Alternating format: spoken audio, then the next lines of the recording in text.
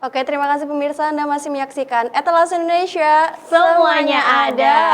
Hari ini kita sudah kedatangan narasumber yang sangat luar biasa yang sudah ada di tengah-tengah kita, yakni Dokter Han. Halo. Dokter. Dokter, gimana kabarnya hari ini? Luar biasa. Sehat ya? Sehat banget. Sehat, happy ya. Oke, ini kan belakangan ini kita ngerasa kayak panas banget ya udara ya udah Betul. beberapa bulan ini karena memang kemarau yang berkepanjangan banget. Udah gitu Betul. kayaknya aku tuh tipikal orang yang nggak pernah berhenti untuk menyalakan kipas angin. Nah, ini dari kecil sebenarnya udah di warning banget nih dok. Kalau misalkan nyalain kipas terus menerus nih katanya nggak baik untuk kesehatan. Emang bener nggak sih dok terkait isu tersebut? Ya, jadi memang semua benda apabila tidak digunakan dengan benar dan tidak di-maintain dengan benar, tidak dibersihkan, tidak di-maintenance dengan benar ya, itu nanti sangat bisa untuk mempengaruhi kesehatan. Gitu. Itu ya, makanya kalau misalnya kita berlebihan ini juga nggak bagus untuk kesehatan ya. Betul. Oke, terus apakah dampak penggunaan dari kipas ini secara berlebihan bisa mempengaruhi pernapasan nggak dok? Ya, karena kan kipas itu fungsinya kan menghantarkan udara yang tadi udara diem doang didorong sama si kipas jadi rasanya dingin. Nah masalahnya kan si kipas itu dia cuma dorong doang, dia nggak ada filternya sehingga ya debu, kuman, bakteri yang tadi cuma diem doang didorong tuh ke kita. Nah kalau kita pasangnya ke kita langsung ya kan itu langsung dihirup di saluran nafas. Ya kalau misalnya orang yang alergian ya jadi alergi, kalau misalnya orang yang sehat tapi tubuhnya lagi lemes ya bisa sinusitis, bisa penyakit paru, bersin-bersin, ya kayak gitu. Karena si kipas angin itu cuma ngedorong doang, nggak filter si udaranya. Oke, soalnya aku sering kalau abis pakai kipas angin ini bersin-bersin dok. Iya, karena itu partikel-partikel debunya itu loh yang bikin bersin-bersin. Jadi harus dibersihkan ya. Iya. Iya, sesering mungkin. Selain itu juga dokter, ini aku agak sedikit mengeluh juga sih sebenarnya kalau misalkan tengah malam, kadang-kadang aku tuh ngerasa dehidrasi, bener-bener dehidrasi banget itu dok. Sampai terbangun dan juga ngerasa kayak sakit banget tenggorokan. Nah, ini apakah karena memang itu kondisi karena aku sering pakai kipas angin atau gimana dok? Ya, jadi memang ada beberapa penelitian menunjukkan kalau udara dingin yang dihasilkan kipas itu menarik cairan tubuh dari kita. Nah, tapi memang kalau untuk kejadian dehidrasinya sendiri sih untuk itu terjadi karena kipas itu nggak juga. Jadi mungkin dipengaruhi banyak faktor lain dan kipas tuh memperparahnya. Oh gitu. Tapi juga kalau orang tiba-tiba dehidrasi gara-gara kipas sih jarang, kecil banget Oh ininya. gitu. Tapi ini beneran kayak kerasa banget loh dok. Misalnya tengah malam gitu tiba-tiba, walaupun ini rutinitas aku setiap malam sebelum tidur tuh selalu minum ya. Tapi di tengah malam itu tiba-tiba kayak ausnya bener-bener dehidrasi itu bener-bener banget dan juga kayak nggak bisa tidur gitu dok. Ya, jadi kan kalau misalnya kipas itu kan memang udaranya itu tuh bisa membuat tubuh yang dilewati jadi kering. Sama kayak kalau misalnya kita cuci tangan, kan ada yang suka blower itu. Nah, blower itu yang bisa bikin tangan kita kan jadi kering karena airnya tuh diturunkan. Nah, sama seperti kalau kita pakai kipas, ketika kita pakai apalagi kena muka langsung, nah itu tuh bisa ngedorong air-air yang ada dalam mulut, saluran pernapasan sehingga kerasa kering gitu, yang bisa bikin seakan-akan dehidrasi. Ya padahal ya karena kering aja. Mungkin karena itu memperparah juga kali ya, jadi Betul. menjadi sebuah faktor eksternal juga.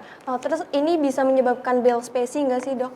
Oh, Bell's palsy ya. Bell's palsy itu memang ada banyak kejadian juga ketika saya lagi praktek itu muka sebelah tuh jadi sebelah lumpuh ya. gitu.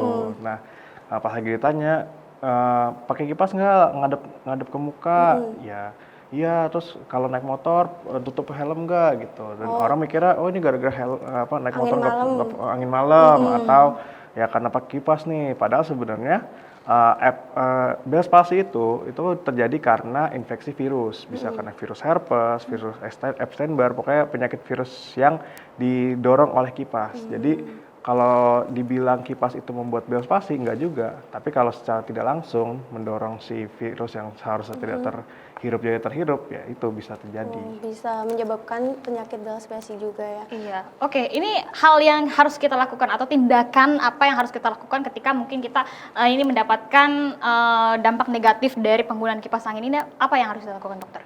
Ya, karena tadi yang saya bilang kalau misalnya kipas itu dihantarkan langsung ke kita, jelas kemungkinan terjadi resiko infeksi atau terjadi penyakit akan lebih tinggi.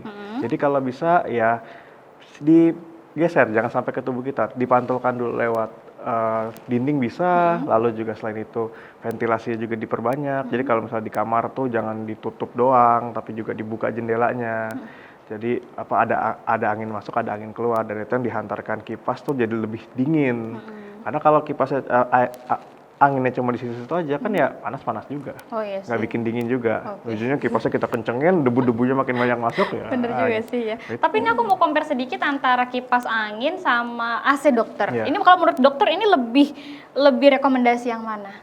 Kalau secara dari mana nih? Kalau dari segi kesehatan Dari segi tentu kesehatan. pasti kita memilih AC karena AC kan ada filternya juga. Cuma memang kalau filternya tidak rajin dan dibersihkan sama aja kayak kipas. Iya. Ya kan. Nah, tapi kalau dari segi ekonomi ya kipas aja lebih bagus kalau memang kipas sudah bikin dingin karena kan bengkak. Iya sih. Ininya kan listriknya kan. Bener. Bener, Ini bener. tergantung kita sih sebenarnya ya, Betul. pemakaian yang lain sebagainya. Terus apakah ada tindakan untuk pencegahan atau saran untuk mengurangi risiko terhadap kesehatan manusia yang disebabkan oleh kipas angin? Ya, jadi untuk membantu kita supaya nggak terlalu bergantung pada kipas ya tadi kita jangan pakai pakaian yang terlalu tebal apalagi di musim panas kayak gini. Terus juga jangan lupa ventilasinya diperbanyak, dibuka, dan jangan gunakan kipas angin tuh di ruangan tertutup yang nggak ada Sirkulasi udaranya. Nah, terus juga ya sering-sering lah dibersihkan. Karena kan biasanya kita malas tuh karena komponen-komponen kipas itu banyak Ribet. banget, harus dibongkar dulu, ini kan nggak bisa kita semprot. Iya. Pasti kan rusak kalau kita semprot langsung. Kadang itu malas dan itu bikin itu tumpukan debu-debu yang ada di situ. Itu yang menyebabkan sebuah kayak penyakit bersin-bersin itu ya, Betul. Dok. Oke. Iya. Tapi kalau untuk manfaat dari kipas angin sendiri selain untuk mendinginkan tubuh, itu apa sih sebenarnya kalau menurut dokter? Ya sebenarnya kan kipas angin itu kan modelnya kan pasti baling-baling yang Iya. berputar ya. Yang untuk menghantarkan angin. Nah itu jadi kalau misalnya kita lihat tuh selain bisa untuk mendinginkan, itu juga bisa membuang bau tuh kayak yang di exhaust tau kan. Terus juga bisa buat ngeringin rambut. Iya sih itu. ngeringin Itu kayaknya aku tangan. banget deh. Dan yang paling kreatifnya di Indonesia tuh karena males kipas-kipas dia pakai kipas angin buat bakar sate. Oh iya bener, makanya ini pencinta sate Kreatif juga nih. Betul. Lihat loh, itu kipas angin tuh. Iya. Kita bisa guna buat itu. Bener sih, manfaatnya banyak banget sih selain untuk mendinginkan tubuh ketika lagi panas, terus juga mengeringkan rambut seperti aku dan Putri lakukan ya. Banyak banget manfaatnya. Oke dokter, hari ini kan kita ketahui bahwasanya Rumah Sakit Anissa ini lagi ulang tahun. Dokter Oh iya, ada nggak sih betul. yang mau diucapin untuk Rumah Sakit Anissa? Silahkan dokter. Ya, baik. Untuk Rumah Sakit Anissa, saya mengucapkan selamat ulang tahun yang ke-26 di tanggal 9 November ya.